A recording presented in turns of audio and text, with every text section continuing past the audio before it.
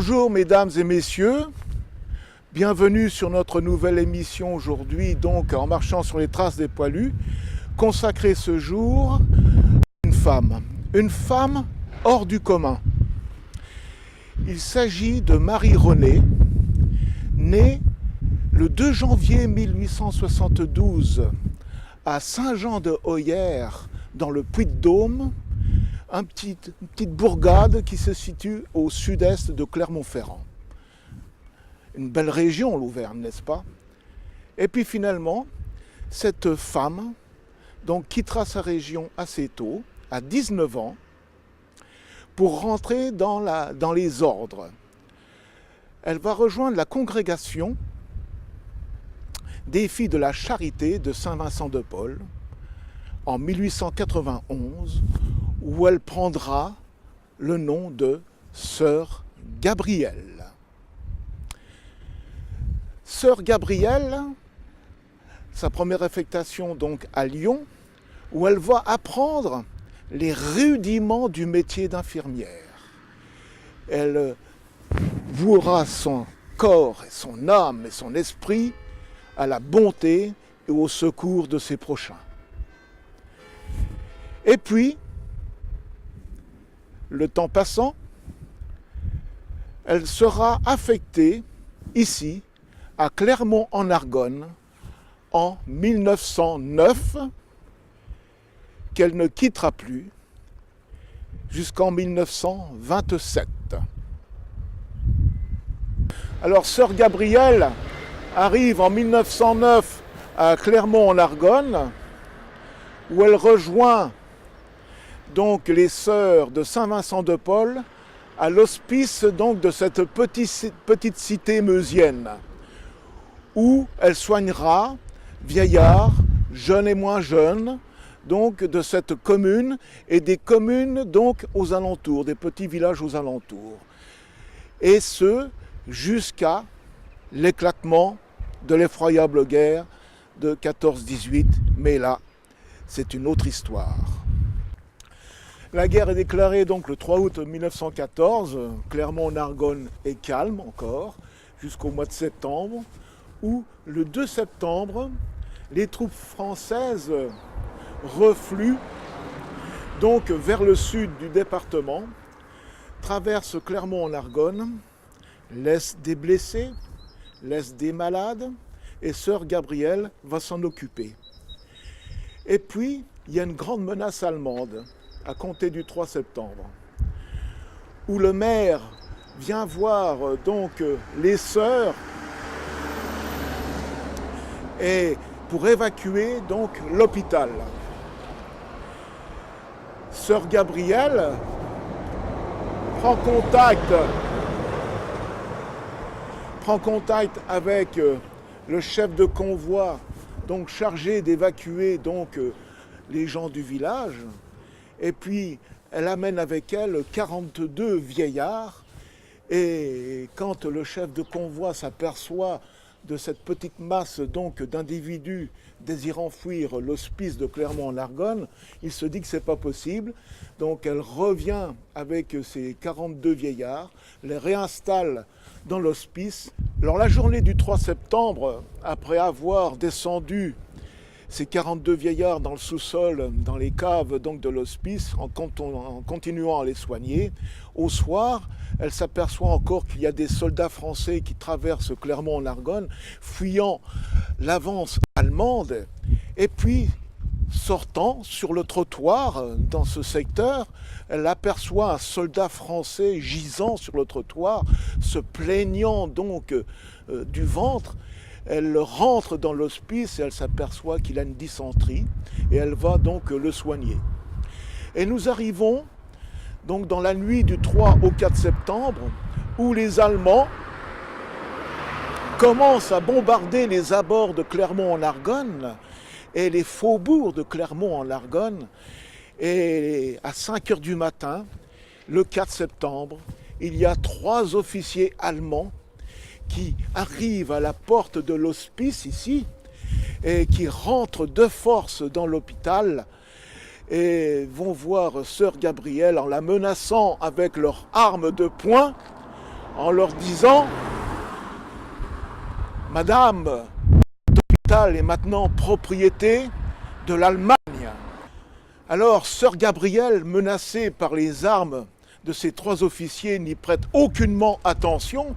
Au contraire, elle rétorque « Messieurs, cet hôpital n'est pas à l'Allemagne, cet hôpital est français et demeurera français. Cependant, si vous voulez soigner vos blessés, il n'y a aucun problème pour donc qu'ils pénètrent à l'intérieur de l'hospice et je les prendrai en compte au sens de l'humanité, au sens de l'humain, pour les soigner comme mes confrères français. » Alors, sœur Gabrielle les invite à visiter l'hôpital et ces trois officiers, donc raisonnés, rangent leurs armes dans leurs fourreaux et suivent sœur Gabrielle dans les différentes salles. Et dans une salle, c'est marqué à l'entrée, donc réservé donc, pour les gens atteints de la typhoïde, refuse d'entrer.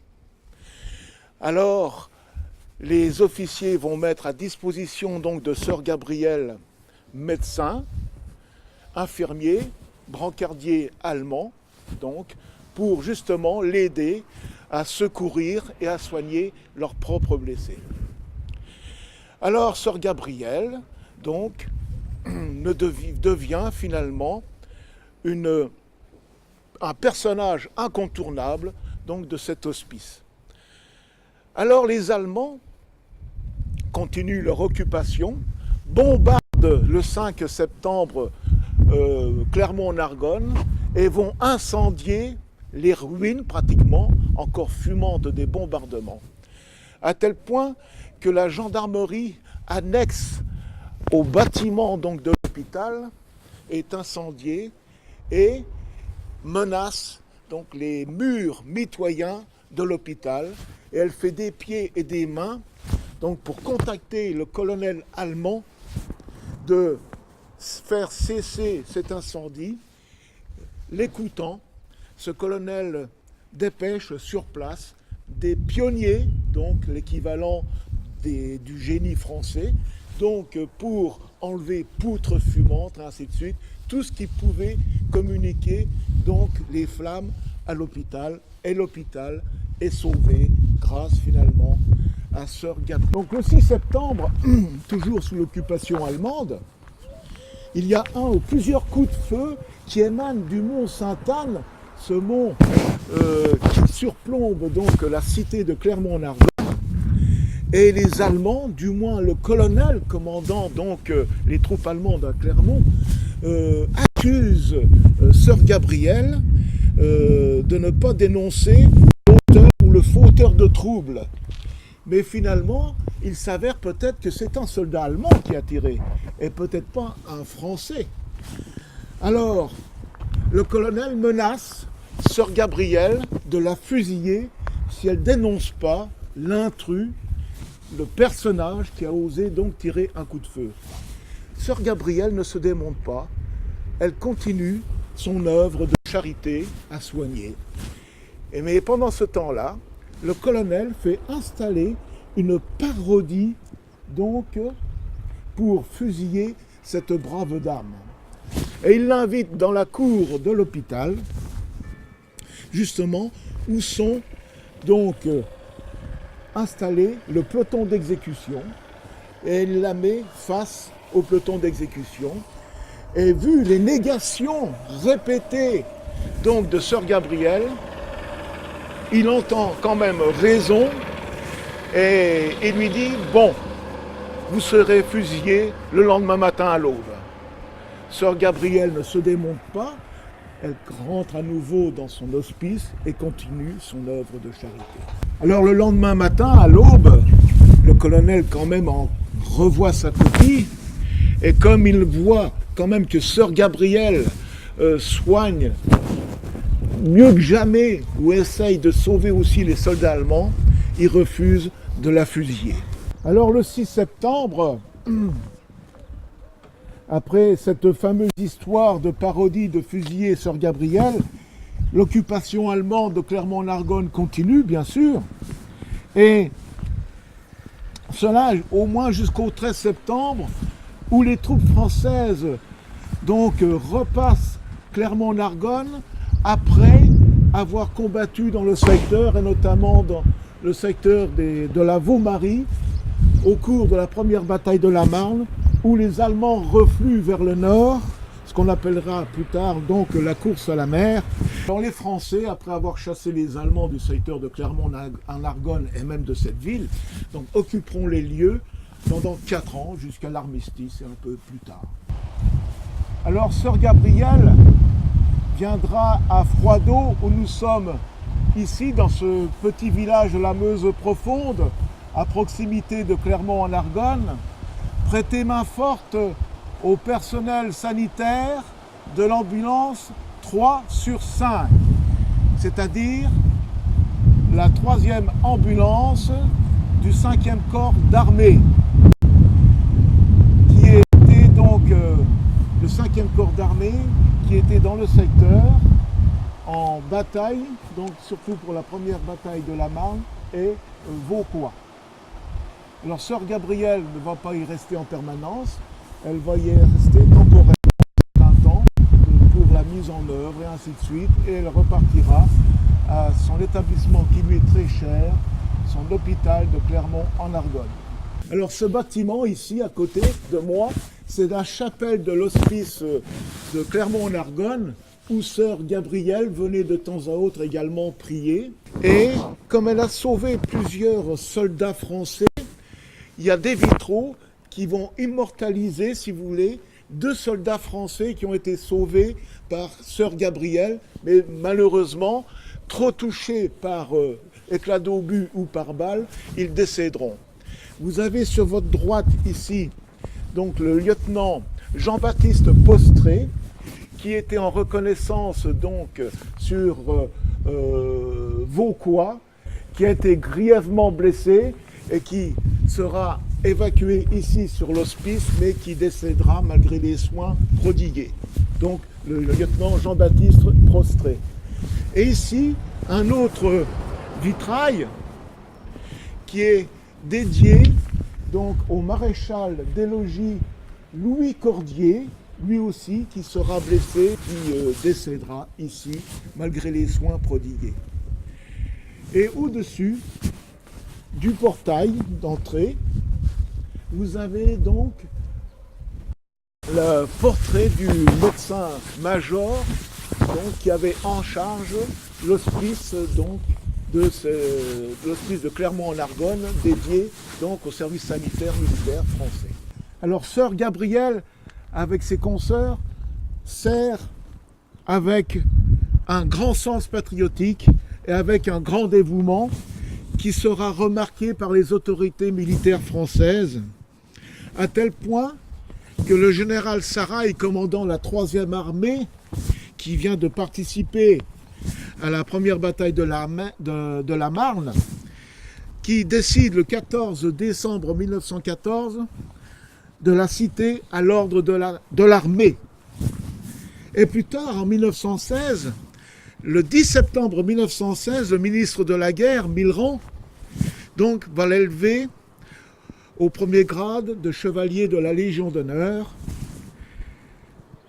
Et cette décoration lui sera remise une semaine plus tard, le 17 septembre 1916, par le président de la République en personne, Raymond Poincaré.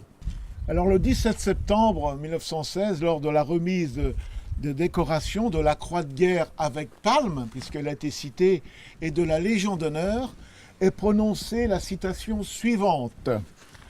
Madame Marie-Renée, en religion Sœur Gabrielle, supérieure de la communauté des Sœurs de Saint-Vincent de Paul, attachée à l'hospice de Clermont-en-Argonne, titre exceptionnel, a fait preuve depuis le début de la guerre d'un courage et d'un sang-froid exemplaires, a sauvé dans des circonstances critiques de nombreux soldats français malades ou blessés, a été pour le service de santé une collaboratrice aussi précieuse par ses qualités techniques d'infirmière que par ses qualités d'initiative courageuse, exemple de bravoure et d'inébranlable confiance, avait déjà été cité à l'ordre de l'armée en décembre 1914. Alors, sœur Gabrielle sert jusqu'à la fin de la guerre et encore après. Elle deviendra mère supérieure en 1921 et elle continuera toujours son service avec grande bonté jusqu'en 1927 où elle demande à être relevée de ses fonctions eu égard à une très grande fatigue qui l'accable. Elle rejoindra les filles de la Charité dans un couvent à Paris, notamment rue du Bac, où elle décédera malheureusement le 19 septembre 1927. Cette malheureuse nouvelle arrive jusqu'ici, jusqu'à Clermont, où les Clermontois vont, disons, prendre corps et âme cette nouvelle et faire le nécessaire pour que cette brave femme soit inhumée ici, dans ce village où elle a tant servi. Alors, sœur Gabrielle va être inhumée le 24 septembre 1927, ici, avec, dans le caveau des bonnes sœurs réservé à ces dames, en présence de grands notables, le sous-préfet de Verdun, les parlementaires, le général Valdan, qui commandait à l'époque la 10e division d'infanterie, qui a lutté héroïquement sur la butte de Vauquois. Alors depuis le 24 septembre 1927, elle repose dans le caveau dédié aux sœurs de l'hospice de Clermont en Argonne.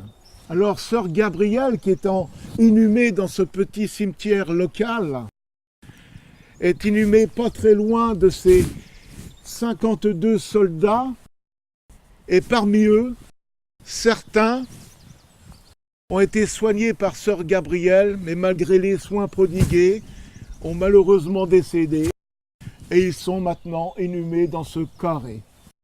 On pourrait dire finalement que sœur Gabrielle, en étant à quelques dizaines de mètres d'eux, leur rend un dernier hommage. Je terminerai, si vous le voulez bien, par une devise qui m'est chère, et c'est la devise de sœur Gabrielle. On devrait d'ailleurs tous s'en inspirer. Elle disait souvent, « Pour être bon assez, il faut l'être trop. » Mesdames, messieurs, à une prochaine émission.